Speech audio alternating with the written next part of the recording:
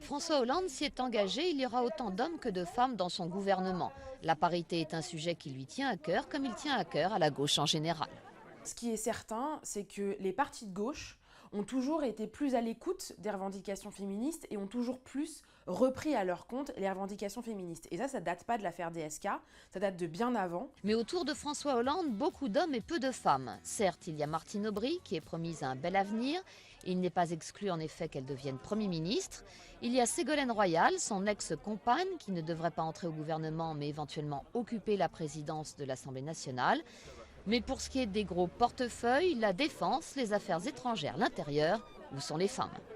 C'est un risque, en effet, qu'on ait une parité en nombre, mais pas en fonction des... Voilà, que les portefeuilles les plus importants soient donnés aux hommes et les portefeuilles annexes aux femmes, parce que c'est ce qu'on a déjà vu dans le passé. À quelques exceptions près tout de même, Christine Lagarde, Michel Alliot-Marie, Rachida Dati ont eu de beaux postes, même si le gouvernement Fillon était loin d'être paritaire, 30% de femmes seulement.